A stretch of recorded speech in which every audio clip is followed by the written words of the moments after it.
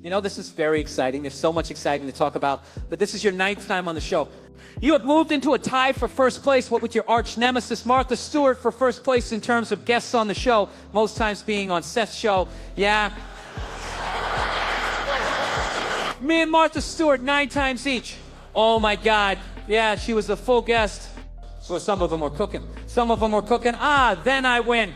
That's true. That's fully true. That's a segment. That's a segment. That's a segment. That's a segment. That's a segment. I was so excited. I was watching the Emmys, and you won the Emmy for this wonderful special that I was lucky enough to see at Radio City.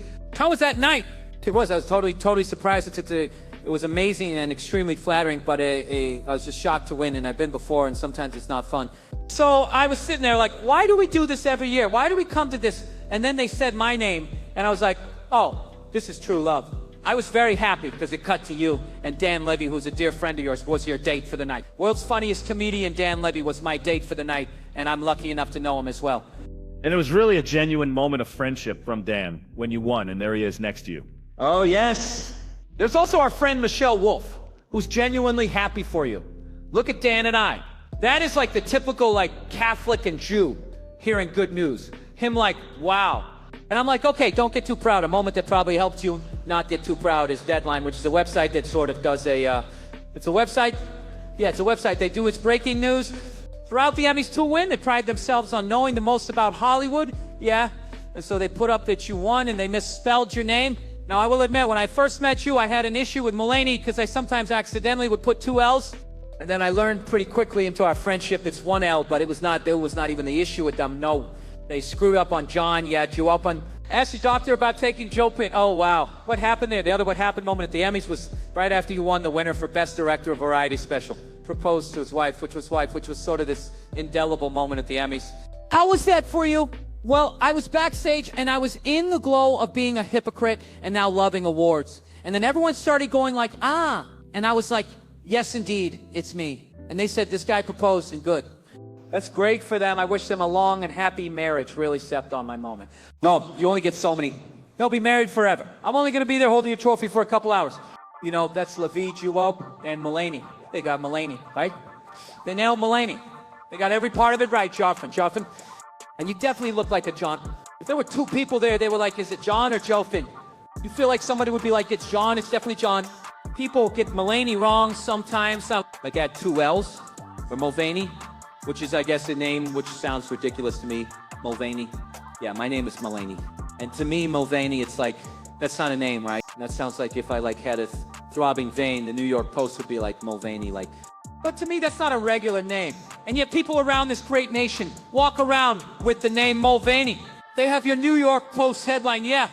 They have a goofy name that's a wrong lighter. That's no life, yeah. I went to college for the whole time. Holy shit, right? I just got a letter from my college, which was fun, because mailed, you know. And so I opened up the letter, and they said, hey, John, it's college, you remember? I said, yes, of course. And then they said, how did they phrase it? Then they said, give us some money as a gift. We want a gift, but only if it's money. I found this peculiar because, you see, what had happened in New York was that when I was a student, you see, I paid them a tuition money every semester. 2 semesters a year for 4 years. I don't remember exactly what it was, but rounding up back in 1999, it was about $15,000 a semester. 2 semesters a year for 4 years. So it was about $30,000 a year for 4 years. So it was about $120,000, okay? So roughly speaking, I gave my college about $120,000, okay? So you might say that I already gave him $20,000. And now you have the audacity to ask me for more money. What kind of a cokehead relative is my college? You spent it already? I gave you more money than the Civil War cost, and you fucking spent it already. Where's my money? I felt like Jimmy Stewart in It's a Wonderful Life when he's screaming at his Uncle Billy. I was like, where's the money? Where's that money? You fat motherfucker, where's my money? Stay down on the ground. Stay down on the ground, you motherfucker. That's not the dialogue, but do y'all remember that scene from It's a Wonderful Life? Great movie, Frank Capra, 1946. 12,000. I have friends I went to college with. And they're like, oh, you should donate and be a good alumnus. And they wear shirts that say school. And it's like, look, if you're an adult still giving money to your college is a $20,000 hooker. And you are an idiot who fell in love with her. She's not going to do anything else for you. It's done. In their letter, they were like, hey, it's been a while since you've given us money. I was like, hey, it's been a while since you've housed and taught me. I thought our transaction was over. I gave you $120,000. They gave me like a weird cinder block room with a Reservoir Dogs poster on it. And the first real heartbreak of my life, and probably HPV. And then we called it a day. Probably also, what did I get for my money? What is college? Stop going till we figure it out. Because I went to college. I have no idea what it was. I went to college. I was 18 years old. I looked like I was 11. I lived like a goddamn Ninja Turtle. I didn't drink water the entire time. I lived on cigarettes and alcohol and Adderall. College was like a 4-year game show called Do My Friends Hate Me or Do I Just Need to Go to Sleep? But instead of winning money, you lose $120,000. I was 17 years old with no attorney present. That's illegal. They tricked me. They tricked me like Brendan Dassey on Making a Murderer. They tricked me like poor Brendan. They pulled me out of high school. I was in sweatpants, all confused. 2 guys in clip-on ties were like, come on, son, do the right thing. Sign here and you'll be an English major. I was like, okay, yes, you heard me. I'm an English major. I paid $12,000 and $20,000. How dare you clap? How dare you clap for the worst financial decision I ever made in my life? I paid $20,000 for someone to tell me to go read Jane Austen, and then I didn't. We're joined now by one of my dearest friends, and you can hear him right now on the new, the Peachcast. Please welcome back to the show, John Mulaney, everybody. Do I sit into it? Yeah, you can sit in. You want to walk into it like you're, yeah. Okay, we'll have Fred add some music and post. Am I waiting for my name? John Mulaney. Hi, hi. Oh, my dog, Barkley, how are you? Seth, I'm very happy to have you here. You are, as you know, you are the record holder for most frequent guests on the show. Oh, I still have it. You still have it. Martha Stewart, very close. Excuse me, she was just on, and I feel as though it's good to always, like, keep the same buffer between you and her, which is, I always have one over Martha Stewart. Yeah. I think that's just for safety, right? Right? Okay. I mean, I'm always a little nervous with her hellhound on my trail like that. Yeah, exactly. I like asking people how they're spending their time during quarantine. I sort of picked up from social media that you're watching old television shows. Yeah, well, I'm catching up on Real Housewives of New York, starting from season 1, which took place in 2008. And I'm currently in season 3, which is, I believe we're in late 2009. Gotcha. You know me, like Orange County, Beverly Hills guy. What was the impetus of going back and watching that? I'd never seen Real Housewives of New York. I was very aware of it. And then my wife, Anna, said that's leaps and bounds beyond Beverly Hills and Orange County, and I'd never seen a lick of it. So she said, let's start season 1, and we did, and it's fantastic. You do like it. So it's living up to her high standards. Yeah, I like it very, very much. Yeah, her endorsement was exactly right. Have you ever seen it? I haven't. I remember we'd sort of be on, you know, at SNL in the corner sometimes, and I never really watched it. Do you know Bethany Frankel? I've met Bethany Frankel a few times. Yeah, a few times, okay? Because I remember you had a bottle of her vodka in your office. I might have been, I feel like it was maybe tequila though, but I can't remember. I feel like Bethany Franklin. Her name's also on a tequila. Yeah, fantastic, like a skinny teeny maybe. I'm getting this all mixed up, all those words. Skinny teeny sound right. Based on watching Real Housewives that led you to take the Myers-Briggs personality test. It didn't lead me to take it, but I did begin thinking where I fit in among the housewives, you know. And I do that with most seasons, be it Orange County, Beverly Hills, or now Roni, which is Real Housewives of New York. I try to figure out who I would be in the show and how I would deal with a different conflict. You know, one thing they never ever do ever on that show is apologize. Oh, wow. So let's say that I said that you were tacky, Seth, and that you were tacky, and you show up to events like a stalker. I made that up. That I could easily be on the show, right? I tell Fred this. Fred tells you immediately. We're at a function within hours together, and you call me out on it, and you're mad at me. Sure. The way I would apologize is say, I just want to put this behind us, and you hug me, and you go, okay, I just want to put, I said, we're good, right? We're good. And never would I say that I insulted you directly on camera, knowing it would get back to you with little remorse. I would just say, we're good, right? I want to put this behind us. You've also noticed that it does seem as though the characters on those shows are hyper aware that they are on reality shows. Yeah. Especially in the beginning of Real Housewives of New York, because it's not a new concept, a reality show. It's been around for about 8 years by the time Roni starts, but it's easier to say Roni. But they still talk about it. If you watch Rehoboth, which is Real Housewives of Beverly Hills, Rehoboth, if you watch Rehoboth, that island that people go to, they don't talk anymore about how they're on a reality show. But in Real Housewives of New York, circa 2009, someone will say something like, well, I don't want to share that. That's personal. And the rest of them go, we're on a reality show. You have to tell us. And they'll be like arguing with each other and be like, well, why would you do that? They say, because it's a reality show. And so they're very aware when they're at an event that they are marketing themselves. So someone might say, why is there a skinny girl margarita sign up? And she says, because it's a reality show and I'm marketing myself very self-aware and on the nose. Are there parts of, does it show you a part of New York that you're nostalgic for?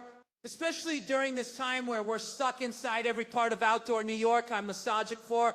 But this drives home how nostalgic I am for any part of New York, because they'll show like first is like, oh, it's only 8 blocks from the United Nations, an area I hate. Oh, York and 80th. Oh, walk there against the wind. I'd rather discuss the same things, but go on too long about them. That's right. We'll be right back. Wait, I should have. The last word, if I'm dressed like this, yeah, sure. Which camera? Just right over there. Which one? Wally? Oh, so you say the penultimate. Okay. The 4th season of Big Mouth is coming to Netflix later this year. We'll be right back with NBC's Kristen Welker. And remember, always trust your gut. Hi, I'm John Mulaney, and this is how I got started. So when I was growing up, there were 1,000 million comedians on TV all the time. The first comedian I ever saw was a guy named Dennis Wolfberg, who was a Chicago-based comedian. He was on cable. I like Amazing Jonathan. I like Bobcat Goldthwait, Comic Relief. Those specials, I'd watch all those. David Byrne was a big influence because when I was a kid, Stop Making Sense was very funny to me. And I also thought that I looked like him when I was a kid. So I thought if I had to dance, I would dance like him and Stop Making Sense. Because I was like, okay, that's a funny way to act. And when I started doing stand-up, I talked a little like David Byrne. There's a bonus feature on Stop Making Sense where David Byrne interviews himself, and he's like, what are your favorite hobbies? And it's like getting haircuts. And like I kind of talked like that when I started doing things. The first time I was on stage, like ever in life, would have been in a Christmas pageant when I was 4. Would you play an Israelite? I mean, like a passerby, not a shepherd, not a wise man, not Joseph, not the innkeeper, which actually I would have liked to. Now that I think about it the most, that would be the funniest role. My wife's pregnant. Yeah, I know, but we don't have any rooms. Like 4 to 9, I was Gary Coleman. Good all the time. Very funny, witty, good exit lines. Like great with adults. It started to happen right around 10 or 11, and I was starting to get introverted. I do remember my mom, one day she went, what happened to that happy boy that used to be here? I don't know, so 11, 12, really lost. Not lost, just like trying a lot of things. Like I had like metal bracelets from Urban Outfitters. I was just like trying things. I didn't know how to act, and then high school, drink, smoke weed and do coke and stuff and do Ritalin, so that was like, then I could come out of my shell when I was all messed up on that. And I was funny with my friends then, and I started to feel like, I am funny, and I like this type of thing. But I still would choke whenever I auditioned for a school play. And then, so I stopped drinking and doing all sorts of genuinely fun things when I was 23. And then I started to become like I was when I was like 8 or 9. I felt funny in a way I hadn't in like decades. So I left college, and I was a temp, and I got assigned at Comedy Central. So I was actually an assistant to the head of development.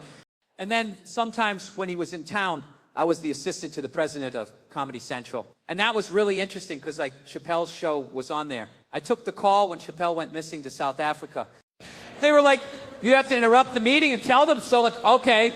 And I went in and I was like, so Dave Chappelle's gone? And they're like, yeah, I know. Like, because Dave Chappelle was often 3 to 4 hours late.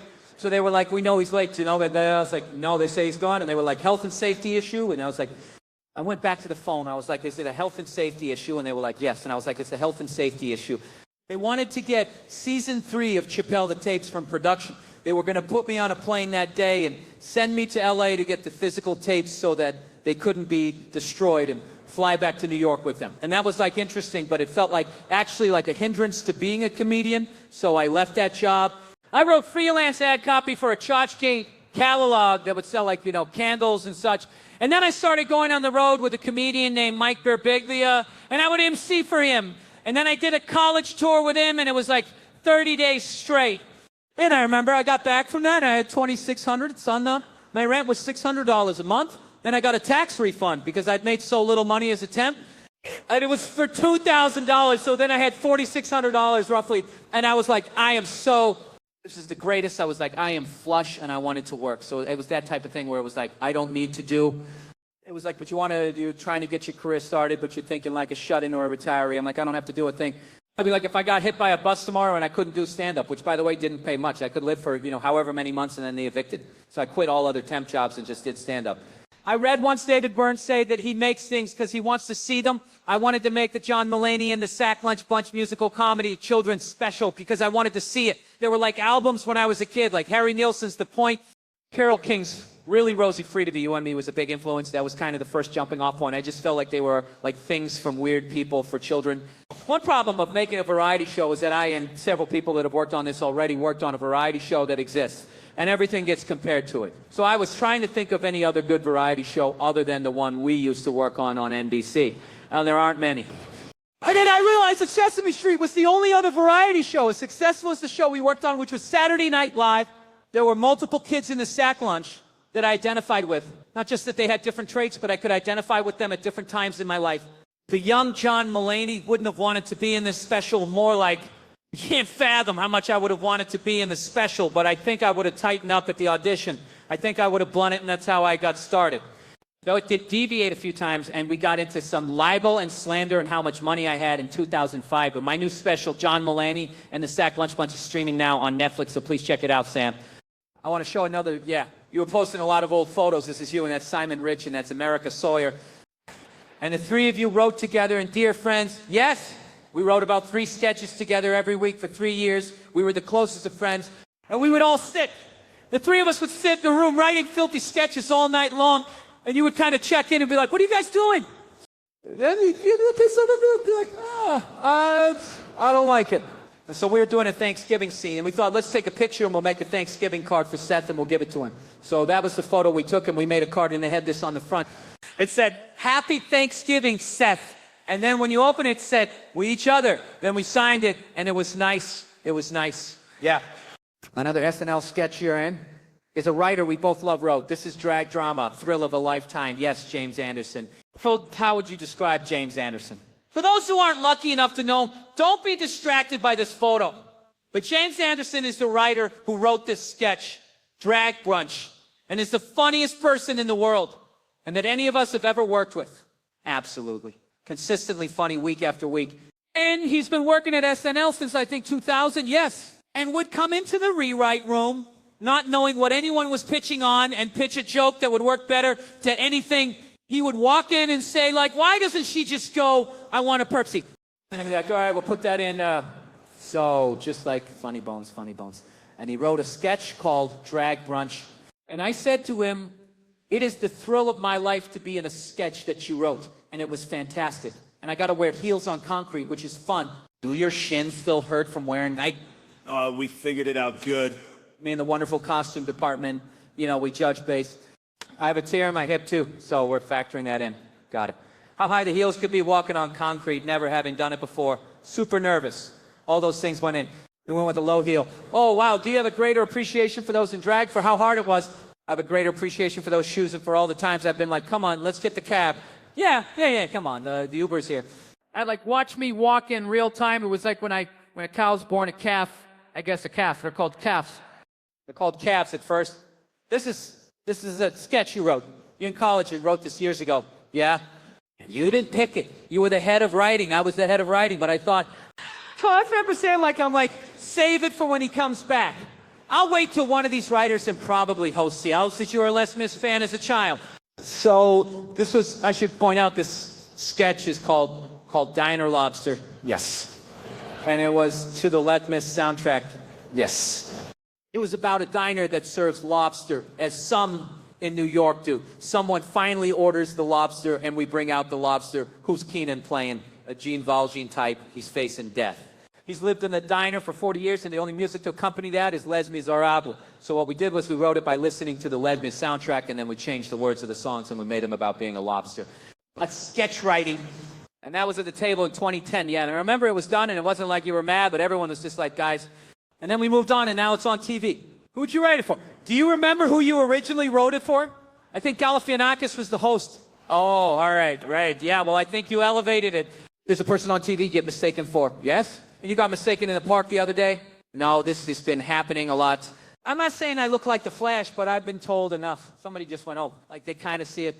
Oh, like they're like, now they think I'm the Flash, but it's happened enough that I need to say something. I'm not the Flash. I was at the dog park. I'd had my dog, don't worry. And I see this woman, older woman, and a little boy are walking along the gate of the dog park. And the boy's jumping up to look over the gate, and he's jumping up and he goes, Flash, Flash, Flash. Like he had a little accent from like old Europe. When old, like old spelled with an E. You know, like Flash, Flash.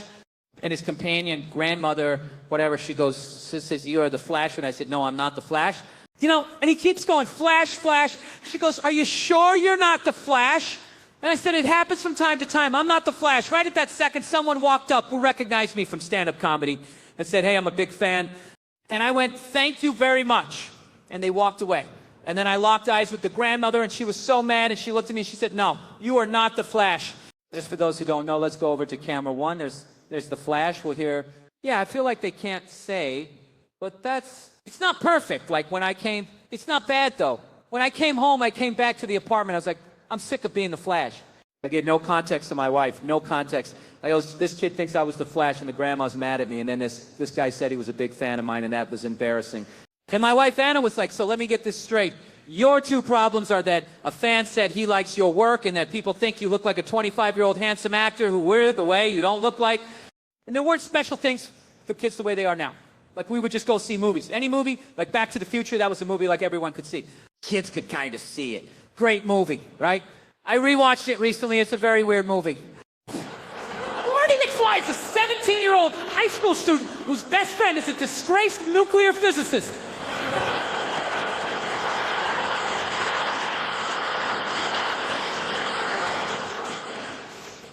Oh, shit! Do you notice they never explain how they became friends? They never explain it. There's not even in a lazy way. Like, hey, remember when we met in the science building? Like, they don't even do that, and we were all fine with it. We were just like, what? Who's his best friend? A disgraced nuclear physicist. All right, proceed. What a strange movie to sell to be a family movie. Two guys had to go in and do that. They had to be like, okay, we got an idea for the next big family action comedy. All right, it's about a guy named Marty, and he's very lazy. He's always sleeping late. Well, okay, is he cool, like Ferris Bueller? No, but he does have this best friend who's, you know, a disgraced nuclear physicist. I'm confused here. This best friend, this is another student, or, oh, no. This guy's either like 40 or 80. Like, even we don't know how old this guy's supposed to be, but one day, the boy and the scientist, they go back in time and they build a time machine. Whoa, okay, I think I see where you're going here. They build a time machine and they go back in time and they stop the Kennedy assassination. Oh, wow, that's a really good idea. Now, we didn't even think of that. All right, well, what did they do with the time machine? Well, now I'm embarrassed to say. All right. We thought it would be funny, you know, if the boy, if he went back in time and, you know, he tried to fuck his mom. I don't know, we thought that'd be fun for a sad. But no, good point. No, he doesn't get it. But because this family friend named Biff, he comes in and he tries to rape the mom in front of the son. The dad's got to beat the rapist off of her. And also, we're going to imply that a white man wrote Johnny. Be good. So we're going to take that away from him. Well, this is the best movie idea I have ever heard in my life. We're going to make 3 of them. Yeah, you say they go to the past? How about we call it Back to the Past? No, Back to the Future. Right, but they go to the past, yo. Our first guest tonight is an Emmy-winning writer and comedian. You know from his work on SNL. Call. Hello. He's on Broadway in the Netflix series Big Mouth. He'll be playing Madison Square Garden on June 23rd, 24th, and 25th as part of his From Scratch stand-up tour. Please welcome. There it is, right there, From Scratch. Please welcome back to the show our very good friend John Mulaney, everybody. Hello, old friend. Hi, Seth. How are you? I'm good. I can't help but noticing you brought a second suit. There's no other way to bring it out here than to hold it. You remember 18 months ago when you and all those people tricked me and confronted me and said my life was going downhill? Yeah. And I needed to make some changes. Let's talk about the way you dress on air. Oh, okay. They cured the pandemic. I mean, I don't read the news, but they cured the whole thing. We're not working from home. No. You're not in an attic in Albany or wherever you go when you're not here. Yep. You're still dressing like you had a date and didn't want to wear the same clothes at work, so you stopped at the Gap and asked for a place and bought a sweater. I don't like to do this. You know, I don't like to confront people. No, but how about a suit? Again? I mean, if you want me to put that on, I'll put that on. But I will say, I feel like we put a lot more into our intervention for you. Well, what? Because I don't have a car waiting? That would have been really nice if you had a car waiting to take me to a tailor to take you to Pennsylvania. You're going to spend 2 months getting fitted. Listen, you're 32 short, right? I always think I was going to put pants on as well. We'll put the hair, I'll put the shirt on. And while we're doing this, and look, I mic'd the jacket. Yeah, that's... You did that? I did. Yeah, I did that. You did that. The one that works for you. Hey, you know, while I'm doing this, because I do take this seriously. You and Andy Samberg, you co-hosted a talk show. You filled in for Jimmy Kimmel. You guys took it super seriously, so I get that too. That was selfish. We were satirizing how badly you could dress. This is just chronic. You can sit down while I change. You're making me very nervous. What if you need? You feel like I'm gonna make us, like I'm gonna run. I'm gonna run for it. No, it's like my dad taught me at a restaurant. When your mother leaves the table, you stand up. You know, yeah. Look at that. Look at it. Right over the crew neck. You're gonna be mic'd twice. See, that's rare in late night. Yeah, go viral. This is, yeah, for the kids who love sound. All right, now this is gonna be good. That way, when I watch the show tonight, I won't think I'm watching rehearsal, which I normally do. Does this, you feel a lot happier? Put on the tie, all right? You're on TV. I feel like this would have looked nicer if I did it backstage. Well, there's time for that. Hey, how is your, oh, good, collar up. Yeah, if people go now, this is a show. This is real. Look at that. How was your first Father's Day, buddy? Congratulations, thank you very much. My first Father's Day was a beautiful affair. What'd you do? My son, Malcolm, was nearly 7 months old. He got me a plethora of gifts, oh yeah. I woke up and I had breakfast with him, and his new thing is when I turn the phone on and it's in selfie mode and I put it on video, he grabs it and slowly brings the camera into his mouth. So all his films have the same twist ending. I think I have a photo of him and me when we were on SNL, I believe. Oh yeah, this is dead. I mean, again, it seems like you're forcing this. I'm not the only guy you're forcing into a suit. Yeah, see, I remember Malcolm's words were, if I'm going to 30 Rock for something show business related, I should wear a goddamn suit. Well, sure, because he doesn't have the job yet. I have the job. Yeah, you're right, you're right. If I didn't have this job, I'd be wearing a suit. I know the difference between you and Malcolm's stature. He says that every week I do. Olivia posted this. It just said my Valentines are watching. Well, why don't you tell everybody what you guys are watching? Because I think there are a lot of different shows that kids like, and sometimes the adult. As a dad, you have to watch a show that's maybe not for you. Yeah, there's that Coco Melon stuff. There's you know, the Daniel Tiger. And you watch these kids shows when you have a baby. So here we are watching Bosch on Amazon Prime, which is about Detective Bosch and based on the Michael Connelly novels that kids love. And then recently, he and I were watching The Lincoln Lawyer on Netflix, also Michael Connelly, and he goes, wait a second. Are there some crossovers? I go, Malcolm, of course. The Lincoln Lawyer is Bosch's cousin, and he is, I mean, you should have seen the look on his face. Oh, yeah. When kids catch, like, crossover stuff, they just love it. Yeah. My oldest boy, you guys, oh, wait, I'm wondering. Because, you know, we've got one as well. You know, we got a little baby, and I'm wondering if you have felt the formula shortage. That has been something that is... Oh, yeah, the baby formula shortage, yes. So Malcolm drinks and fam will gentle ease. It's the Purple Label and family. If anyone here is any, I'll meet you in the parking lot and I'll do all manner of things to get that. So Olivia went to Target and she goes, you can only get 4 cans at a time. Okay, it can go pretty quickly. And so when she told me that all my old drug buying instincts kicked in, I was like, oh, you're saying we need to trick a pharmacy? Okay. I was like, let's get some fake driver's licenses. I go in, I'm me, 4 cans. I come back a half hour later. Mr. Mustache, 4 more cans.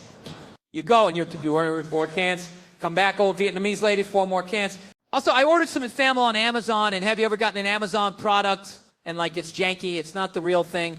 Yeah, terrible business, terrible business. Amazon, so I get an Infamil. And I was like, is this real? I can't give this to my son. So I actually cut the bag open, dipped my finger in, and went, yeah, that's real enzyme. This feels good, this feels good. I have a million more questions for you. We will be right back. More from John Mulaney. Obviously, John Mulaney, that's a given you would call yourself this, but the Sack Lunch Bunch, where'd you come up with that? The Sack Lunch Bunch. I wanted a name of like a groovy old like name, like in the 70s, you know, there'd be shows that were like, you know, the Scrapyard Gang and stuff.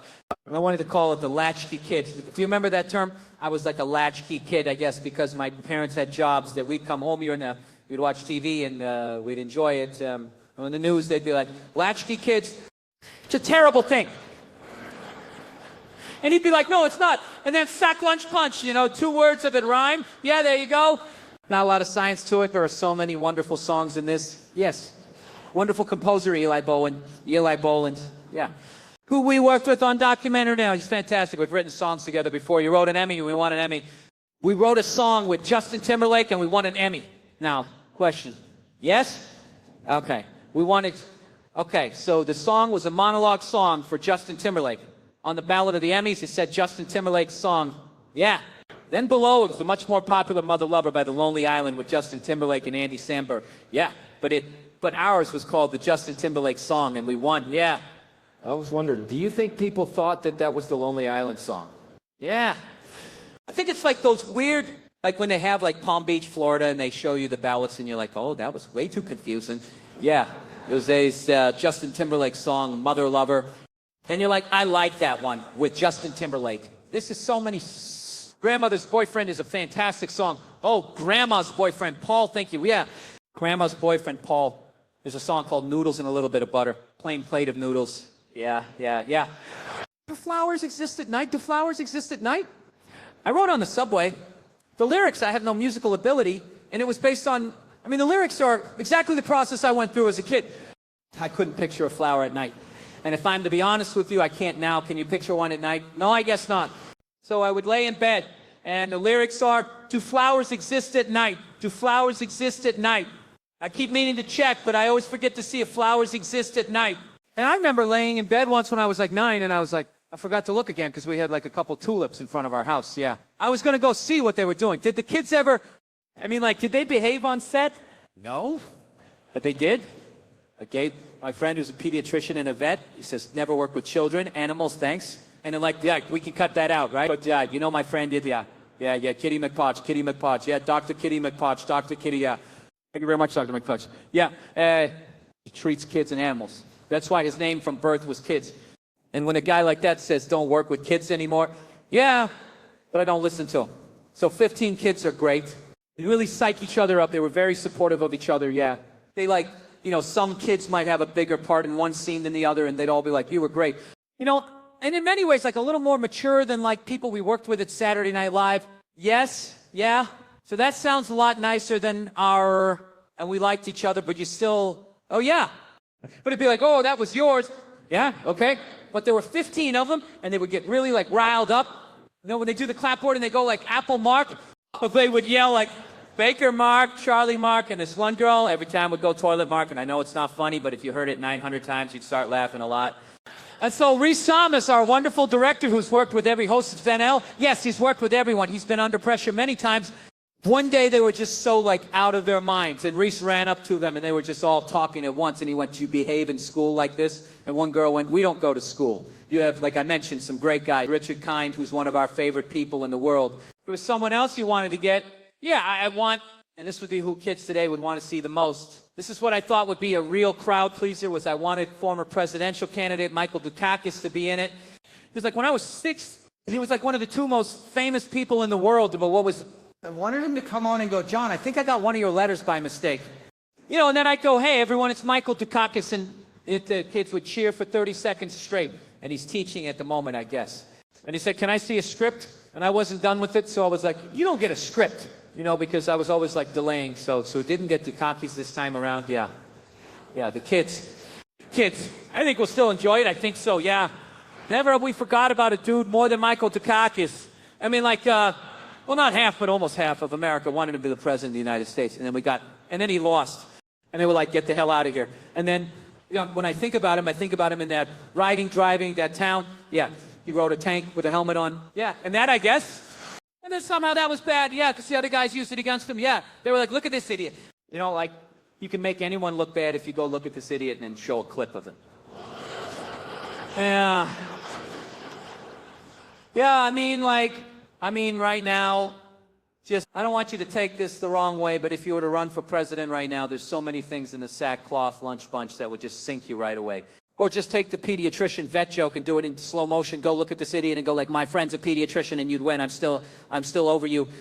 There's an idea that I hear a lot where people like to theorize that comedy all comes from a place of pain and sadness. And people like to talk about comedians as if we do what we do because of some inner darkness. And this is especially thrown around when discussing Robin Williams.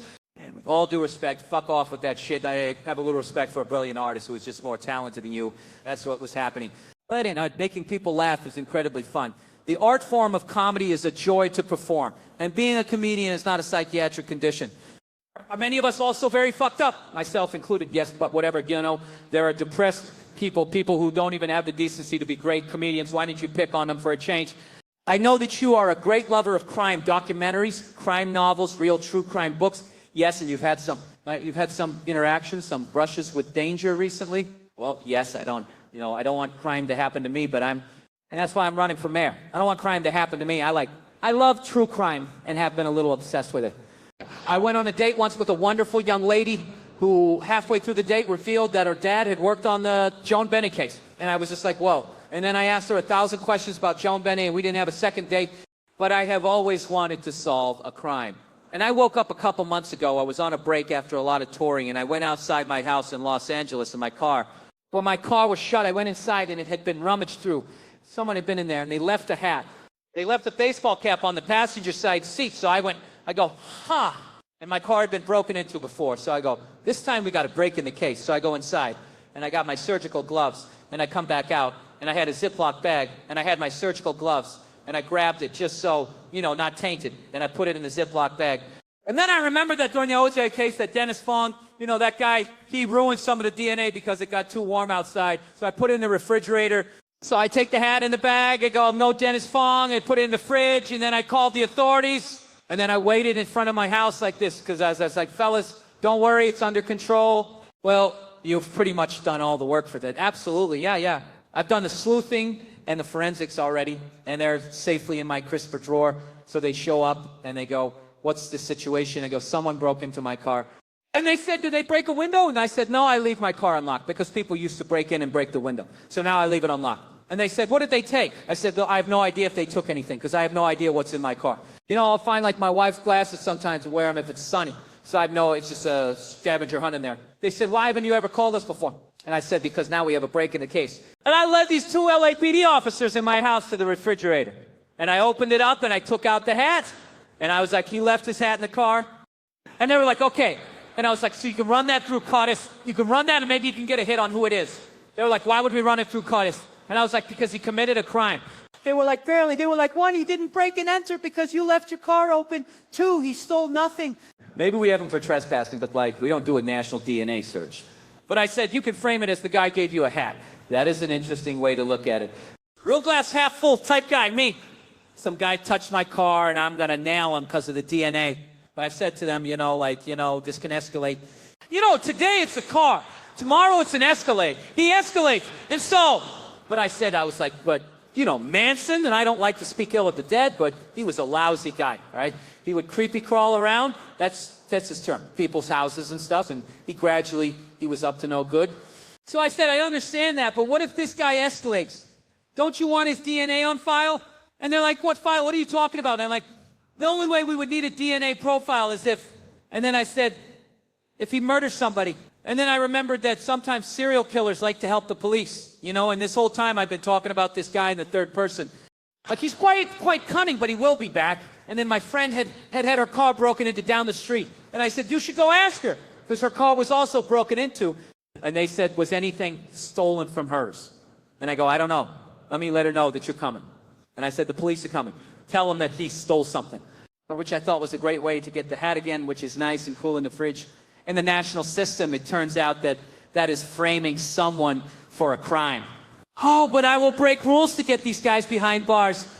If they're watching right now, they should know you're the wrong guy to mess with. Because absolutely, you come in my RAV4 and quickly realize I have no valuables. How dare you? And the mud on the carpet, oh, that's mine, all right? I want to say real quick, so exciting. Big Mouth is back. Yes, a fantastic show, yes. Created by Nick Kroll and Andrew Goldberg, and it's based on their friendship, Nick and Andrew's, and I get to voice Andrew alongside my very good friend Nick Kroll, who also voices the hormone monster scene there. It's a fantastic show.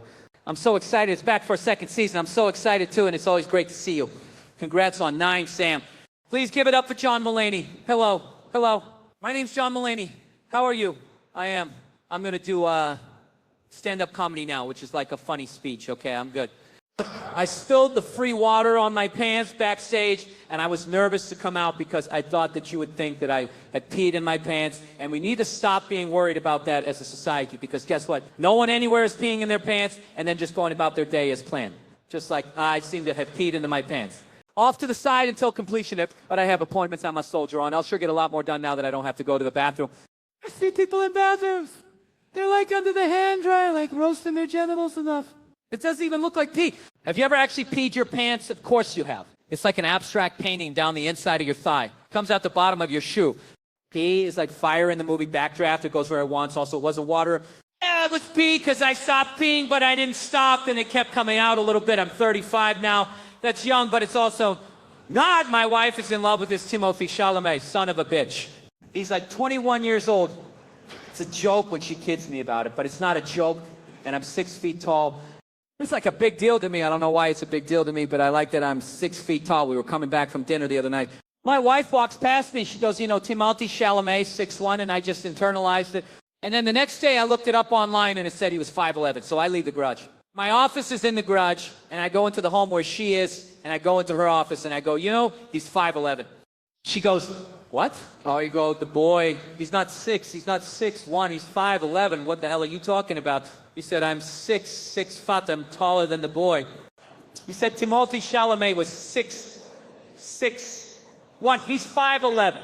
She goes, I was fucking kidding, my wife is very tough, she's not sensitive.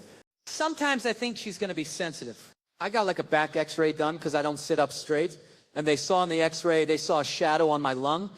Okay, everything's fine, by the way, but this was back in the fall, and I was on tour, and I didn't want to tell her over the phone, so I waited till I got home, and then I sat her down. I got home that morning, and I said, hey, sit down. I need to talk to you. And this is not a bit, which is what I have to say before I say anything serious, or it's her.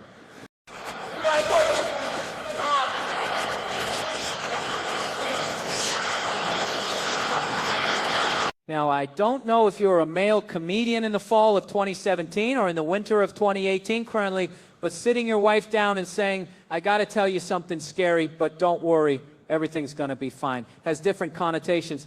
My wife said, what the hell did you do? I said, no, I might have lung cancer. She said, oh, thank God, this is a beautiful event. Well, I'm really happy that Lauren and Seth had me at this. It's great to give to charity. You got to be careful about who you give to, though. Because sometimes you give to someone that you think is deserving, and then there's someone else who is equally deserving, and they totally get shafted. Like a Charlie in the Chocolate Factory. What if I didn't explain what I meant? Like Charlie in the Chocolate Factory. All right, good night, everybody. No, remember, Charlie gets a golden ticket. He can take one person with him to Willy Wonka's Chocolate Factory. And he says, I know who I'll take. I'll take Grandpa Joe. And Grandpa Joe says, really, Charlie, you're going to take me? And they go to Wonka's factory. And there's some shenanigans, but there's a lot of life lessons. And in the end, they get the greatest gift of all. And it's a wonderful tale of the human heart, isn't it? Well, guess what? Charlie has a whole other grandfather. And he doesn't give that other grandfather jack shit. His name is Grandpa George. In case you've forgotten, it's Grandpa George. And he sleeps in the same bed, foot to foot, with Grandpa Joe. And he looks like a turtle, and he doesn't have a line in the movie. And he doesn't get a goddamn thing. Charlie Bucket waltzes in, waving gold around, and goes, I know who I'll take. And then he walks over to that 4-person nightmare that is his grandparents' bed. He walks over to that Mount Rushmore at bed sores. He goes, I'm going to take Grandpa Joe. And he kind of gives the finger to the other 3 grandparents. And now maybe you're thinking, hey, Grandpa Joe, maybe he deserved to go. He had a tough life, right? Because remember, Grandpa Joe, he says, I don't know if I can go, Charlie. He says, I don't know if I can go, Charlie. I haven't walked in 40 years. Wait, let me check. Then he lifts the world's worst smelling duvet, and he gets out of bed, and he can walk. Fuck you. You could walk this whole time, you walrus mustache, son of a bitch. You John Bolton-looking asshole. We've been supporting you while my mother cooks laundry soup, while singing Cheer Up Charlie, which is an awful song, and we all fast forward through it. Good night, ladies and gentlemen. Thank you very much, Sam. Have you ever received any nicknames based on your height? One of my nicknames was, I can't believe it's that big. That's what they call me. See that smoke? There it is. What are you doing? I'm pulling this out. Words? I never say. No, not. It's got to be harder than that. What the hell was that? That was a dodgy nose, Pop. Best thing about good clothes, my piece of advice for anybody that's short, is that it's okay.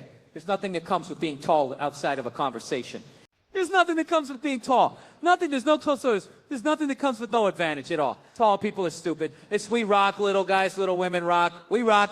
Kevin, oh man, thank you, man, that's crazy, but appreciate it. That is crazy. If you did that annoying on set, it's just as easy. He's an on. What's his most annoying? What is the onset right there? That's it, just my face. Do you guys have any party tricks or anything? Oh, we have many. Okay, come on then. Well, first, can you, wait a second. What's mine? I can tie. TJ can tie his balls in a knife. You know, older guys have long balls, so he can tie his balls. And without using my hands, I just I shake my hips.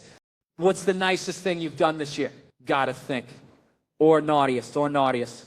Well, I mean, on my honeymoon, Santa. Hey, come on. No, that's enough. That's too much.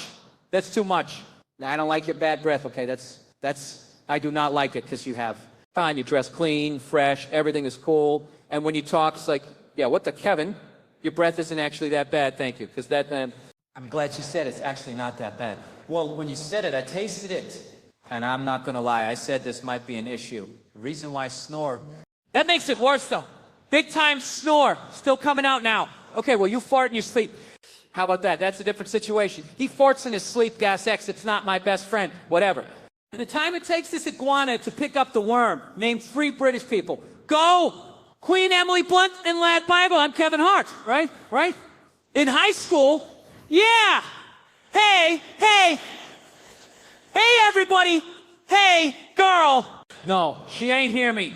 She ain't heard. Hey, what's up, Mike? No, he ain't seen me. Come on. Name 3 websites, you porn shit. Not that I know that. How do I know? I swear I would have got all those. You porn. Pornhub, Eskimo 2. If there was a Jumanji League of Superheroes, and when you were Black Adam and Karen was Nebula, and Jack was Nacho Libre, who would Kevin be? Honky Pete. He'd be Honky Pete. What would his superpowers be? I'd be Black Adam. Look at Honky Pete. Would you rather never have sex again, or every time you do have sex throughout, you have to scream Jumanji constantly, Jumanji, Jumanji, Jumanji. But you can have gaps. You can have gaps. Look, I'll take this one first. I can say that this, you already got something on your mind. Then I sure. Well, I'm quite creative. I liked it, so I don't mind. Dwayne's got a tattoo right above his ass that says, "Come on," according to Google. How tall is Kevin? 4'2". Yes, that's legit. Hey, you actually had me sold all that shit. I don't think he's gonna get it. No. How tall am I? In centimeters. 32. No. Oh, Wayne Johnson has women thighs. He's got women thighs. What does that mean? That I got women's thighs. Women have nice thighs. You get their thighs. That's what I'm saying. Now shut up, man. What's wrong, man? Oh, this little light of mine. Oh, this little light of mine. Shoot from the hip. This little light of mine. I'm going to let it shine, this little light of my heart. I'm going to let it shine, little soul, light of my heart. I'm going to let it shine, let it shine. Come on, hold on. There's more. There's more. Final question. Cool, that was amazing. I would say, do you want to do something that rhymes with Trump? That was one of my quittings. What? I'm not really good with this song. I sing that to my wife. Yes. Do you want to do something that rhymes with truck? Wait, what do you... You know, I had one guy, while I was running, likes to throw his own shit at me. That's a true story, Jake. Sir, we want you to draw a picture of us, but we'd like it to be quite low-key that we're here. We don't want anyone to know that we're here. Don't draw any attention to the fact that you're drawing a picture of us. Is that okay? Is that cool? I'm not getting out my car unless you promise to keep this on the low. I appreciate that. Listen, normally I would pay for this, but because of my success level, I feel like I shouldn't have to. That's how the rich stay rich. Look, we just take the shit. Okay, absolutely. Thank you so much. It's what... What's your name again? Feet? Galia? Galia.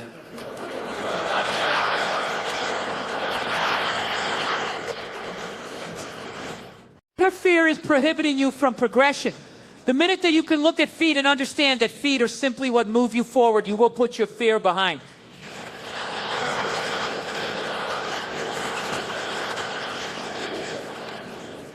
And yours was like medication. Yes, okay, I get irritated very fast. Small things make me mad. This is not a joke. This is an example because I want you to understand what I'm saying. I mean, I don't like it when people eat and sweat at the same time. I don't fucking like it. I don't fucking like it. Like if somebody's eating while they eat, they're like, "Oh, I'll punch you on the fucking face if I'm there. I swear to God, I'll punch you on the fucking face." Slow down. Ain't nobody gonna take that food from you. Slow down. Yeah, you know what else I don't like? Not gonna like it, but I'm gonna tell you anyway. I recently realized that I don't have any patience for unattractive people. There, I said it, that's how I feel. I know when you first hear it, it's a blow. It's a blow at first. I ask that you stay with me, okay? Stay with me until the end. I feel like they're very needy. Unattractive people are very needy. They always want something. Excuse me. You know where I can? No, I don't. No. I treat them like cats. Get your ass out of here. Get out of here. You gotta get it. It's too much. It's too fucking much. Let me tell you where the joke came from so you don't think I'm a dick, okay? I was at the bank, right? I get down at the bank. I'm in my car. I'm about to pull out the parking lot. You got to stop at the little parking booth, right? You got to give the guy your ticket. I go to get a guy my ticket. He slides a glass back, sticks his head out. Very unattractive man. Whatever. He sees me. When he saw me, he lost it. He got excited. He's like, made that ugly ass face right in my fucking face. Kevin Hart of my bank. You got to be kidding me. I said, I'm not letting you out here until you tell me why you chose us. Why us? Why you bank with us? Why'd you choose us as your financial institution? I couldn't believe what the fuck I heard. I said, I don't have time for this. Press the button. Let me the fuck out of here. I don't have time. You did it again. Hey, man, you out here too? You tell me, why us? Why'd you choose us? Why us? Why'd you choose us? Kept saying us. I told you I don't have any patience. I lost it. I snapped. I said, stop. Saying us, you don't got to do with that goddamn bank. This parking lot ain't got shit to do with that bank. Hit the button. Let me yap out of this is when I got mad. He looked me dead in the eyes that I got all day, Kevin Hart all day. I realized he's not playing. He's not going to let me out. I got to answer his question. Okay, fine. You want to know why I chose this bank?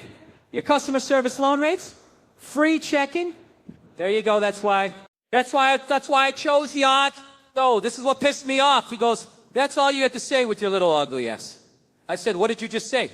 Did you just say to me, get your ugly ass out my life? He hit the button, had to pull off. Now I'm pretty. I'm not ugly.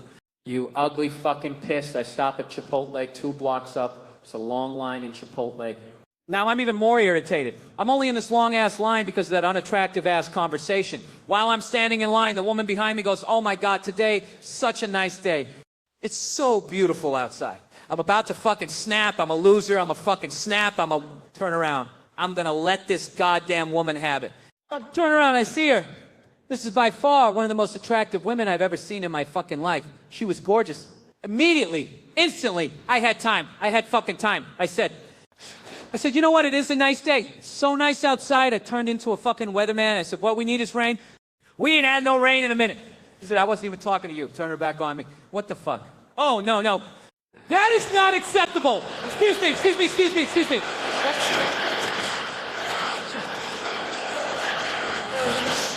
Turned around, what? I just want to know what made you choose Chipotle as your place for lunch today. See, I'm not telling you that. I said I was an unattractive person in that conversation. Guy flipped it on me that fast. Let me tell you something, people.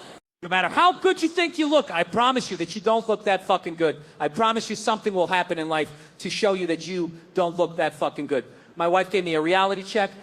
We was in a bed watching TV commercial came on with the little monster from Lord of the Rings. Sméagol. I think that's his name. Sméagol. He was doing this shit right here, you know? Little monster. That's what he did. Sit down. He was doing this shit. My wife said, oh my God, babe, you be doing that. I said, bitch, what did you just say to me?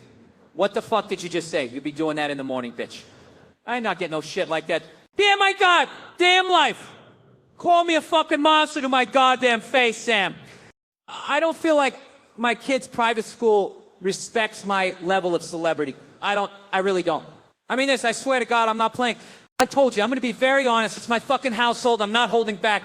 They don't respect my level of celebrity. I'm a very humble guy. It may not seem like it after that sentence, but I am. I'm a very humble guy. What's understood doesn't need to be said. You know who I am, and I know you know who the fuck I am. Don't make me say who I am. They put me in a position to have to say who I am. I go drop my kids off at the school. Teachers come running out, surround my car. Mr. Park, we would love to talk to you for a second. The big fair is coming up. We do this fair once a year at the school. We would love it if you would be the greeter at this year's fair. I gave her a lot of time for her to say I'm bullshitting. She never said it. I said, are you fucking kidding me? No, mister. It's our biggest fair. We would love it if you would be the greeter. We think you would make an amazing greeter at this year's fair. Now, before I go on with the rest of this joke, I want to make something perfectly clear. First things first, I have nothing against greeters, okay? I don't want to tell this joke and walk outside my house and it's a group of y'all with signs up talking about cancel Kevin Hart because he don't respect greeters. Cancel Kevin Hart because he don't respect the greet. Greetings are amazing people. The job is actually required. I get it. I've actually been hit with some amazing greetings in my time. I went to Walmart. I got hit with a greeting so fucking fantastic. One time, I don't even know where he came from. He just slid in my POV. I walked in. He's like, welcome to Walmart. We're here to get you some stuff. The fuck? Where did you come from, man? He's like, you better get you some stuff. We rolling back prices. Then he moonwalked. He just moonwalked out the way. I said, what the fuck just happened? What just happened here? I was so blown away by the greeting. Not only did I go get me some stuff, I broke my neck looking for this guy on the way out. I want him to see my stuff. Hey, come here, man. Hey, come here. I want to show you my stuff. He came over, I opened my bag. He was like, oh. He said, oh, you got you some good stuff. Took out his highlighter, swiped my receipts so people knew I didn't steal. He said, you got to make sure you come back and see me again. And I said, are you going to be here?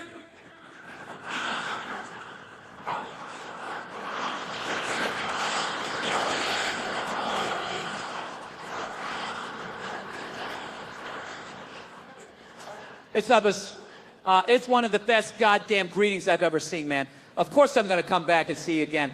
I'm not shitting on greeters. I'm just saying I didn't have to go that route. I went around that to get to my success. You don't come to me and ask me to be the fucking greeter. I had a #1 movie in the box office at the time. I was on the side of fucking buses. You don't ask me to be the greeter. There's other parents that got kids that go there that are former actors and actresses that you could fucking ask Carlton from The Fresh Prince. Alfonso, that's your greeter? It's right here. That's what you want at the fucking front. That's your greeter. Terry Crews, he got kids that go there. That's your greeter. Pep popping at the front. Hey, hey, hey, hey, hey, hey, hey, hey, hey, hey, hey, hey, hey, welcome to the fair. Who won a ticket? I think I'm a bitch. So I run back up to him, Miguel, man, don't put your hands on my face. You don't know me like that? As I'm talking to him, I'm like, oh shit. He's in a fighting stance, Kev. He's about to hit you, protect yourself. Better yet, hit him first. I throw a punch him right in the face, bam. Never hit nobody in the face before, so I was excited, I celebrated. I was like, yeah, bitch, you don't want it. Real niggas all day, be blocked all day by myself. Gun on my waist, smile on my face. In jail, 1 bed, 1 blanket. You want to go night-night? You want to go night-night? So now he tries to tackle me. As I'm in my speech, he tackles me. I'm like, why would you tackle me? I'm small. I got low center of gravity. I get him off me. I start uppercutting him, whipping his ass. He realized that he's losing. He tries to call his security guard back. He's like, Thomas, come help. I look over Wayne, my security guard. Wayne got a real big stomach. Wayne had Thomas on the wall. When I looked over this is exactly what I saw. Yeah, Wayne was like, what you doing? Where you going? No, shut up. No. What you doing? Where you gonna go? What you doing? It didn't look good. I didn't know if he was helping me or helping himself. I never brought it back up. I didn't want to know, so now reality has kicked in. I'm like, oh, I'm in Dallas, Texas. If I get arrested out here, I'm not getting out of jail till like Tuesday. I'm like, yo, let's go. Get the car, Nate, get the car. Let's go. I knew Nate was OG. Nate got the car, put the car up on the curb, blocked the whole curb off, right? I've never seen Nate this hype in my life. He was hype as sir. He's like, hey, get cab in the car. Hurry up, man. Hurry up. For the cops come. Somebody grab his head, puts his head down so they don't see him. When he said that, I was like, oh, Nate used to be a killer. How else would he know what to do in a situation like this? I was like, I don't even know who he is anymore. Then he snaps on me. He's like, I can't believe you, Kevin. You got a career. You're doing television. You're doing movies. You're going to jeopardize that shit for a street fight? That's stupid. Let's go. Hurry up, man. Hurry up for the cops. Come, we don't have time. Y'all want to do what y'all want to do. We got to get the hell out of here. We don't have this type of time. We never pulled off. We got locked up. Cleveland, I love y'all. My name is Cash. Thank you, Steph. Kevin, honestly, what is this? What are you talking about? I'm a busy man, okay? Look, I got to be at 4 places at once. So this one right here, this one over here, I'm filming scenes from a new movie. This is Wedding Ringer 2. That's what I'm doing on this one right here. Dude, Wedding Ringer 1 hasn't even come out yet. 2014, 2015, second team All-NBA. He's also a platinum member of Beyonce's Beehive, which means that he gets autographed photos and a +1 to meet 3 people.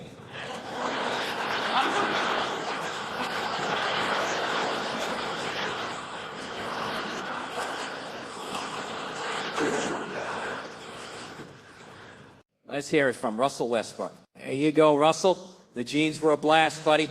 At this moment, I want you to look to your left and look to your right. If you see somebody stooping down or sweating, it's because they got warrants. And guess what? You're going to jail tonight.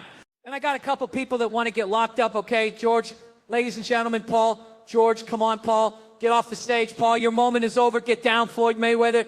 Congratulations on the fight, buddy. But you're going to jail for those damn cowboy boots. You're going to jail. I want to lock you up tonight. That was a bad fashion choice. Tool change. You wore a suit tonight. That's not you, jail. This one over here. Well, this is my new reality show. It's called Straight from the Heart. Matter of fact, wait, say hi, but say hi from the heart. Say hi. I don't want to be on your reality show. Get out the way. Get out the way. Go ahead, man. The earth is not flat. It's not flat. So, I'm going to repeat that. Rihanna was kicked off of Instagram for excessive nudity. What the... Listen, Rihanna being banned from Instagram is like banning a Waffle House from basically having videos on World Star Hip. It will be a stupid sight. Tell you something else? She's so sexy that I would honestly pay $1 million to see her naked. Here's the thing. I've already seen it, and I'm willing to pay again. I would still pay for it. How many men are mad that she didn't come naked? You know, I'm definitely able to do what I do because of the help that I've had on camera. So this one goes to all of the co-stars that I've had, except The Rock, because he hasn't helped me. He hasn't helped me at all. You've actually lessened my talent. It just went down since you've been in my life, Stevie. I see you. You going to jail. I don't know why, but you just need to be locked up, man. It's got to stop. Damn it, Stevie. They got to get you out of here, man. Nah? Okay, that's it. I was looking hard. Look, Ross, I ain't gonna get you. Yes, I am. Velvet, sweatsuit, nacho dick. The world needs more dreamers, and it also needs more Quiznos employees. Why does it take so long in Quiznos? It's just a sandwich. 45 minutes is ridiculous. You know what, Will? Nobody else here knows who you are, and I'm gonna make sure that they fucking know. Tonight, Will Packer is the 5th black guy in the room, and I don't know why they put us all in the same row, which is fucked up. They could have spread us out. I don't know if that's a CinemaCon thing or if that's something else, but I'm going to get to the bottom of that. I don't know who's going to distribute that. That's a distributor joke. I am killing you, Amy, in your face. I'm fucking this crowd up. What's the third one? Which one? The third one? Yeah. Oh, this is my favorite one, this right now. I'm a guest on The View right now, Whoopi. What'd you say? Whoopi, no, don't go there. You better not go there, Whoopi. She went there. Where did she go? I need to go. Where did Whoopi go? Guys, all right, serious. I hate your fucking face. It makes me shave. Come on, everybody. Stop thinking I was about to rap. But this nigga shade threw me off. I don't at all. Listen, real dude, nigga, go to the back. Go to the back. He ain't supposed to be in the front. Big fella, get your ass in the back. This is up in the front. Like, he got the best outfit in the crew. Get your ass in the back. You know, these ain't your night, Jesus Christ. But I shouldn't do it on this stage. But if I was to do it, I would go to this first with the camouflage petite jacket on. I'm not going to do it. I don't have a college degree, but I do have a yacht. So I guess we're even. Education. Who's the dummy? Now, I only paid $30 million for it on credit. I don't even have the money, and I don't look as cool as I thought I would behind this podium because you can't see my suit. This is stupid. This is really, this is a waste of a suit right now. I was like, they're going to fucking love it, but you can't see nothing. I look like a guy with a fucking head. I don't know. I just don't like it. God damn it, London. Y'all could do better than that. Y'all better make some fucking noise one time. I need stand-up comedy. I need the live audiences. Without it, I'm not the same. Write the good pencils as? Oh, I'm going to write magic with you. Put the money in the bag. That's not it. And I got it. And bitch, put the money in the bag. And that's ass. That is ass. You got to go back to your way, hey? You got to go back to the grimy days. You got to go back. I did it. Oh, that sounds good, babe, but can you do me a favor and take out the trash? I don't have no pants on. That's because they're in the washing machine. Are you ever going to switch them into the dryer? Yeah, 1 sec.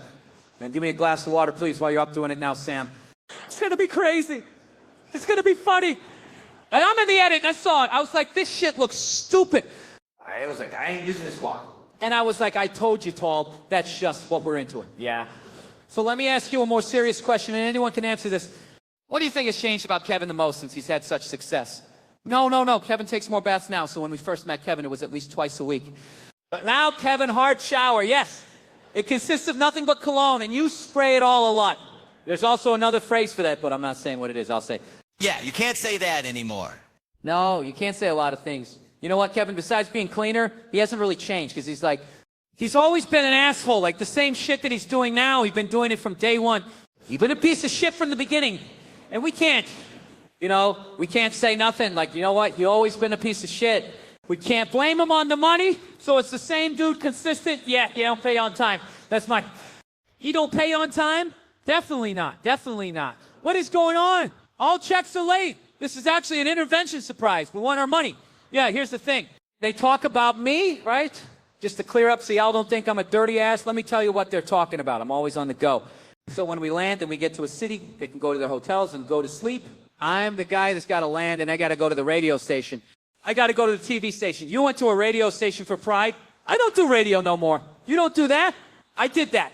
But I will agree with you. Listen, when you have a crew of people like microstaff thinks I just lie in my fucking pool all day and then come in for an hour, they don't know what I'm up to. Not much, but you know what I'm saying? They think I go tanning and then I go get my nails done and then my doctor goes down on me. They don't know what I'm up to. They think I'm just living the life of Riley. I'm not saying I'm not, but I do work harder than they know that I work. I just don't go in and advertise about it. I advertise it. Yeah, well, you should. I mean, it seems like you're paying a lot of people I do. That's the thing. That's what's fucked up. I pay way too many people. To be honest, Chelsea, I realized this last year. I don't need y'all. I told you all that I am so ready to cut this shit off. I'm so ready to cut this shit off. No. Most people say that once they've made it, but if you were to call him 7 years ago, he couldn't be alone. That's why we're all, no, of course not. And he does need you, and that's why he's paying you to stick around. That's right. All right, let me ask you a question right in our group. Here's a question for you, and I'm flipping your interview for a quick second. Out of our group here, yes, from looking at, I'm going to show you the comedians. All right, that's a comedian. Yeah, he's a comedian. Okay. Who would you say is the funniest comedian out of looking at these guys from our conversation without you included? I don't know these guys as well as I know you. I would say that you're, not you.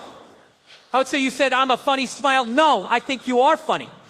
I can tell that you're funny. You're a little bit like under the radar. I would say you're the funniest because you look the smart. You know what? Yeah, you look the smartest. I think smarter is funnier, right? So it's about time. Praise the Lord. Won't he do it? Won't he tell the truth? What would you say about 9? He hasn't really said anything. Hey, she knows, so it's hard to say. But he's shy, and shy usually leads to funny, you know, when you get around the corner. So I'm the worst. He said, I'm the worst out there. Yeah, you're the creepiest for sure. The creepiest again. I have a half-hour special on Comedy Central, go on demand. And we got the Plastic Cupboard special on Netflix. Right here on Netflix. There you go. Don't plug away. I'm not getting no laugh. I had a really good time with you guys, and I'm really happy you all came. I like this. We're evening out the balance of my show. It's a male-friendly and made your quota for the year. Yeah. You don't need no more black people. It's a wrap. Here you go. Remember that episode with Kevin and he had the black guys with him? We did it that episode. We made our season 2 of Kevin Hart Presents Heart of the City premieres Friday, November 3rd on Comedy Central. And you can go to kevinhartnation.com for tickets to see the guys on the Irresponsible tour. Yes, we're in the city. Joey, how you doing? That's you, Joey. All right. Since you got to the end of that video, I'm going to show you something that's going to blow your mind. I realized that I've never walked up this staircase on my set, and I don't know what's behind this door at the top. So we're just going to find out together. And hey, guys, hit the subscribe button right now for more to do. He just always eggs me in and pulls me in. No, listen, he's like a mafia. I can't get out. But you know what? I got Warren downstairs. You know what you should do if you want to feel? Go hang out with Mug the Bo. You're taller than me.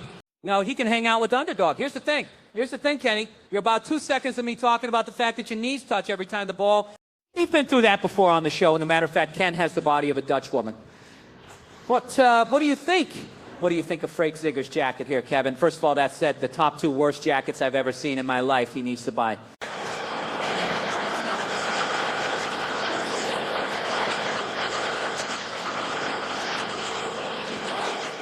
He needs to buy another one just like it and throw them both in the trash.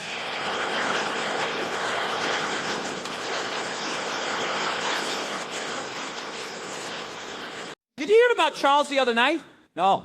I just need Kenny to lick his lip. Okay, wait. Here you go. Hey, Kyle, put his stuff in the street the other day.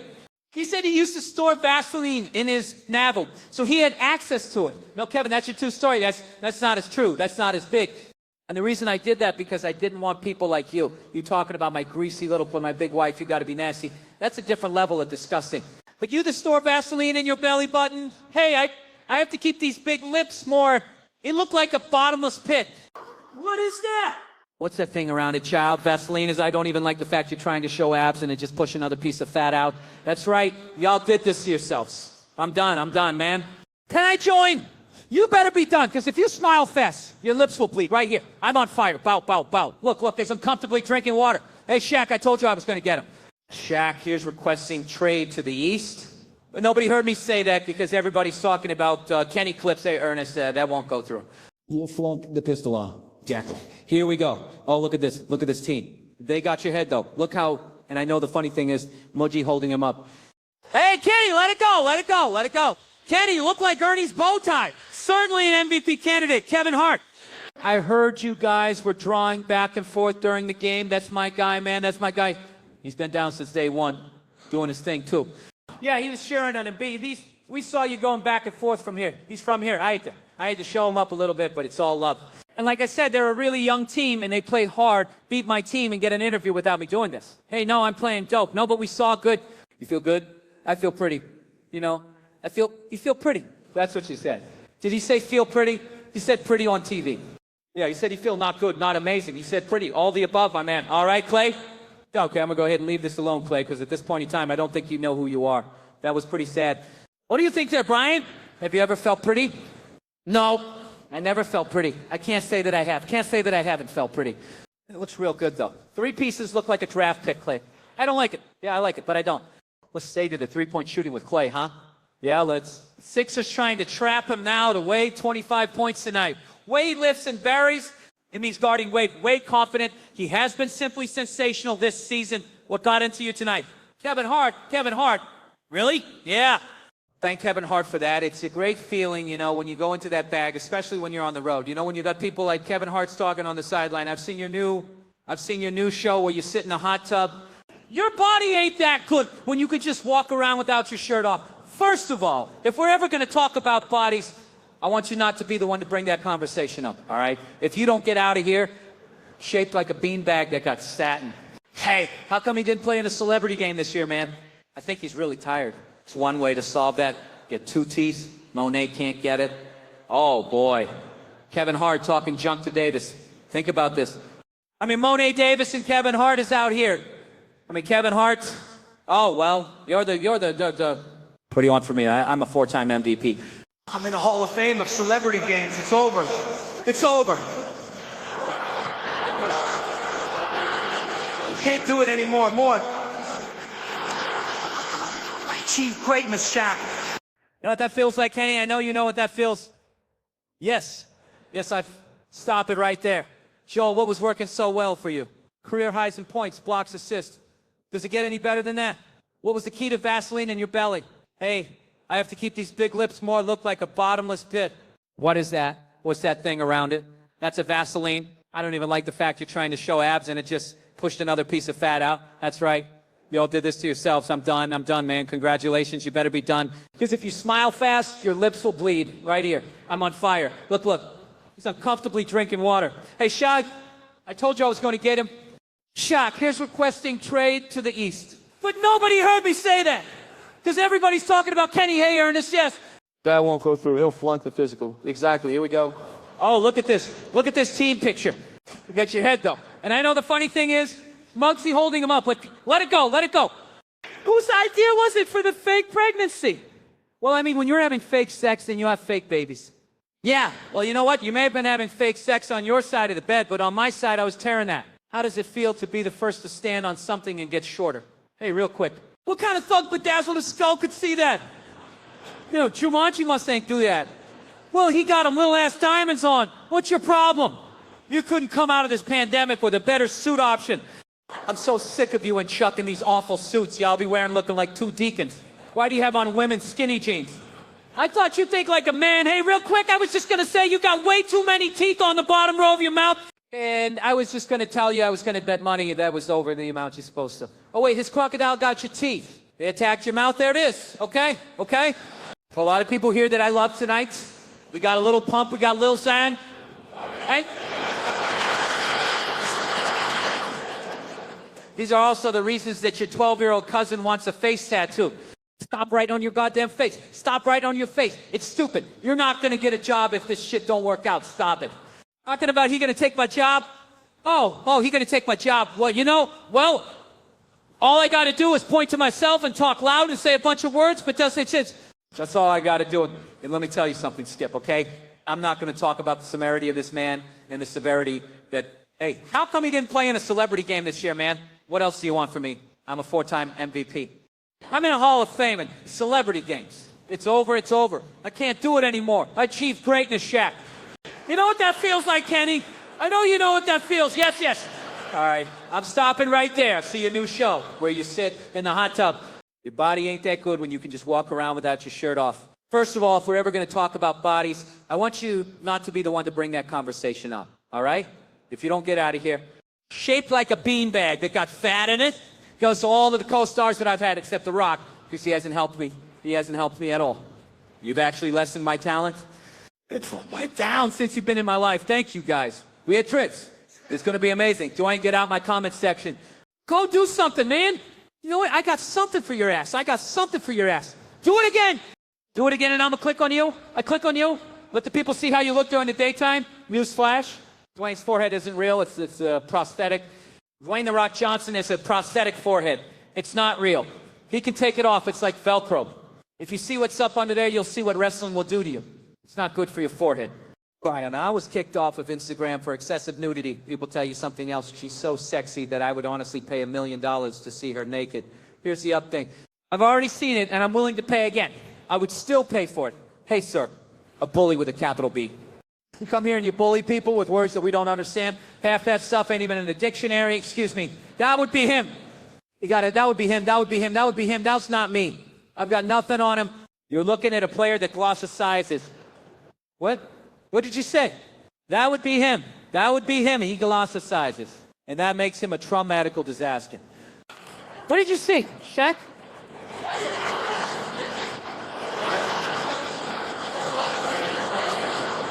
I saw this big behind in the back.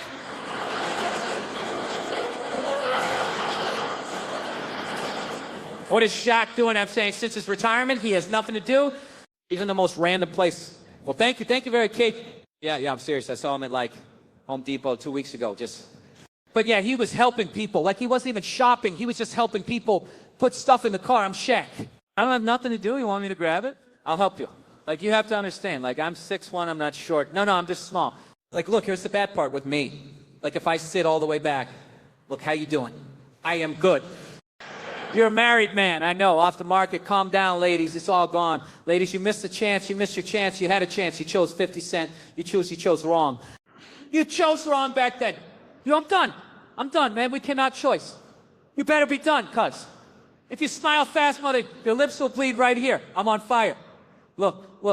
He's uncomfortably drinking water. Hey, Shaq, I told you I was gonna get him, Shaq. There's a meeting, coach? Or is this cool if we just come and sit in? Cool, got it, yeah. Kevin Hart. Currently, I live in Los Angeles. I got a house in Cabo and another house in Miami. Oh, goddamn, Little Island. Just brought a Little Island. Yeah, that was cool. You know, me, myself, I like walks, long walks, New York. I got one in New York, Philadelphia. I got a place in Philly to Jersey. Shit, Jersey. I got one in Jersey, too, this one. Kevin, you want to just hold on a second? There we go. I just want to make sure that you don't fall back and hit your soft spot. Hey, man, if you don't get your hand off my head, would care about you. I'm a man of off stature. That does not mean that I'm a baby. Hey, How many keys is on that? Hey, just tell me how many keys. Let me see it, man. Where'd he go? You know what I'm saying? What makes you think I got a tantrum all the time? Crayons all over the dress. Just because I like to draw.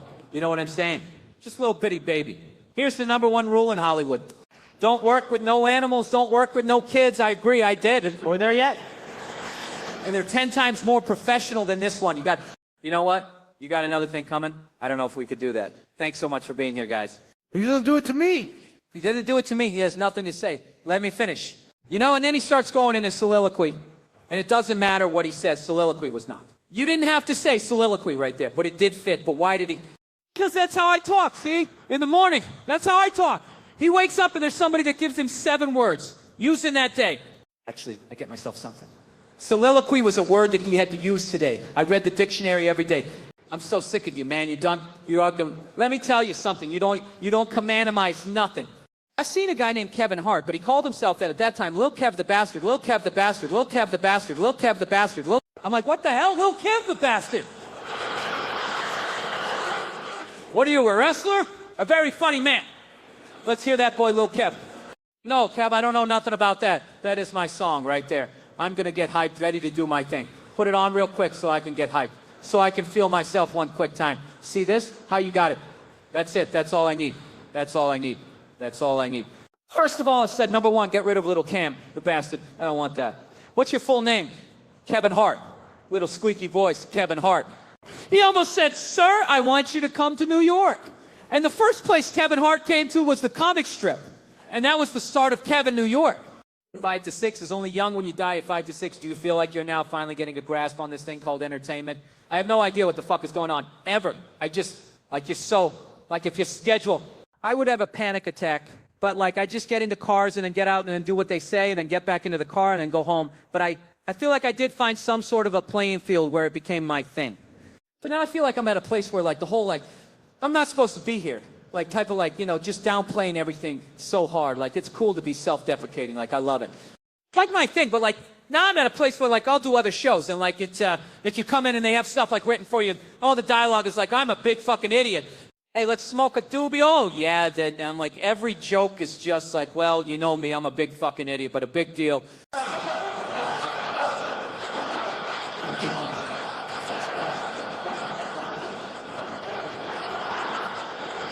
Fucking Entourage, dude, this would be great for my career. I gotta get this. My manager calls me, hey, they got a part. This part's gonna run over about 3 episodes. They wanna see you. What? I'm trying to remember which part. They wanna see me. I don't wanna say no other names. Because I don't wanna hurt you, man. That'll be where I go. Oh my God, I go read. Sheila, Jeff, she fucked up. I go read for Sheila, she fucked up. Oh my God, Sheila. And I come back. Oh, I got a call back. They called me back. I called my manager, Dave. They want me to come back. Oh my God, that's a callback. That's good, dude. You got this. You're fucking right. I got it. I'm getting big. I'm fucking confident. I walk in the room. Bow Wow's in the room. Oh, I knew it was that part. I didn't want to say because I don't know if I'm calling you or not. The fuck is Bow Wow doing here?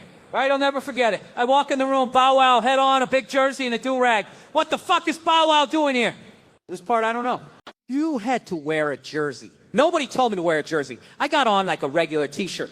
God, I wish I was like, the fucking part is like the fun part. This guy's like loud. He's got like a little bravado to him. And what? Yeah, he's got a script. He's got a thing going. Are you ready for what I'm about to tell you? Yeah, I remember going in. I killed. I leave, right? All right, man. See, I don't know Bow Wow at the time. All right, see you guys later. I'm walking out. I'm probably on the 3rd step walking out. Bow Wow walks in the room. And here, hey, fuck is going on in there? Is he reading? I stay on the step for a second. They're dying. They're going through the roof. What the fuck is happening in there? He was reading with Kevin. He was reading what's happening there with Dylan. Oh, Kevin Conley, yes. He was reading with Kevin Conley's manager. All right, well, I don't get a call back, and I keep calling, and I just remember watching Entourage and seeing Bow Wow do the scene, and I was like, I lost the part to fucking Bow Wow. How big is your team? You know, it's about 20 people. I asked you that question because I was going to say from your immediate team. Those are people that really know well. How many people do you have? Immediate team. Yeah, your immediate team, 12. Yeah, okay, that's about right. No, 20 or 12 is a big number. That's the difference. It's a big difference. But you're a little younger than I am. I'm 42. Yeah, what do you sue? I'm not going to tell you. It's on Wikipedia. So are you serious? Yeah. How old? I'm also 42, Kevin. I need a white version. You need a white version? I need a white version. Well, Kevin, so as it turns out, I'm also 42. How old? How old? Are you kidding me? 50, huh? No, I'm not 50 yet. I didn't stop. What are you talking about? I thought you were going to say something crazy. Yeah. All right, you're like 45. I'm in my mid-40s, 45. There you go. Sure. Let's go 5. And you've had 21 years of your life of successful TV. What? Of successful TV? Yes. Yeah. Look how you breathe with that you sound. I'm going to be honest with you guys. I don't really like having company over my house. The reason why is because my house got robbed. Whenever your house gets robbed, it messes with you mentally. It's all about protecting my household. I'm the man of the house. I'm going to protect my household. So I went out, I bought 9 guns, put them in secret compartments all over my house. Understand something? You cannot put guns in secret compartments in your house without playing out fake scenarios in your head that help justify you putting the guns in these places. This is where you go crazy. I was in the house for 3 hours by myself, acting out shit that never happened. Oh, shit. This how you gonna do me, huh? You gonna rob me at the front door? Okay. I'm gonna give you what you want. So let me check the mailbox one last time, Dunk Apartment. That's how you gonna do me, huh? You gonna rob me in the guest bathroom? Okay. I'm gonna give you what you want. Just let me wipe my ass one last time, gun compartment. Oh shit! This how you going, huh? You gonna rob me in the kitchen while I'm cooking for my family on Thanksgiving? Okay. I'm gonna give you what you want. Just let me open the oven and check on the turkey. One last time, Dunkin' Parmesan. Oh shit, okay. That's how you gonna do me, huh? You gonna rob me in the living room while I'm sitting on the couch in front of the fireplace masturbating? Okay. I'm gonna give you what you want. Just let me log off of Pornhub one last time, Gun. Oh, this how you gonna do me? You gonna ride me in the laundry room while I'm taking my clothes out the washing machine and putting them in the dryer? Okay, hold on. Hold on. I gotta get through it. Let me get through it.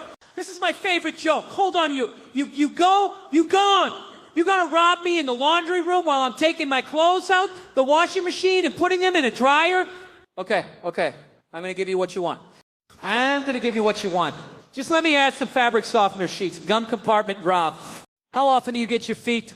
Okay, you don't get your feet done. This here's what I like to call she time. This is how I get my me time. We are about to go deep with some spa talk. He needs some time to himself. Take a breath, recenter. Now, Mark, how often do you get your feet done? Thankfully, I clipped them myself the other day. My toenails are dead. I went to go get them done, but they told me that there was no need to come back here, Mark. Yes? What's a great spa day for you? All right, you know, Kevin. All right, that's enough. The perfect spa day for me would be when my wife goes gets a massage and I go play golf. You know what, Mark? Maybe instead of swinging at clubs, maybe you should enjoy the spa with your wife. I enjoy it. I wrap myself up in some seaweed. I don't really go to the spa. What do you do for your me time? I get up early in the morning, have my prayer time. I go to the gym. Great for you too. Then I go golf. And by that time, I'm ready for bed again. The kids and my wife are just waking up. You know what I do? I train stray snakes. No. I find snakes in the mountains that have no home. I grab them. I give them an identity. I give them love. Honestly, I have concerns. There's so much love on this set between you two. Did you guys have a movie? Romance? You're here in the desert with me? I definitely fell for Mark. After working with Mark, there's a piece of me that goes, you know what? I'm glad I met this guy. We got to do this together. I love you, Hawk. I love you, Doc. Hey, guys, I miss filming with you in the desert. It looked like you had a wild party. What did I miss? Let's go. Oh, my God. You missed actually one of the best scenes ever. Thank you. All right, we're going to finish this. Get the feet out. You want to see the feet? Mark and I, we filmed the scene, but this was the scene amplified, I guess you would say. Huck's group of friends, and they really ended up making the movie for us. Well, the thing that I feel was wrong with the film is that Regina and I didn't have enough scenes together. You got to be shitting me. When you're around really talented people like that, it elevates you. It was amazing that you were able to keep it even though Kevin was there. So I know it could have brought you down. What a move, boys. I really want to thank you so much for joining me today for a little she time, man. I'm about that spa life now. Me time is important, guys. Make sure you take advantage of yours. Go to Netflix and watch Me Time and get yourself a good laugh.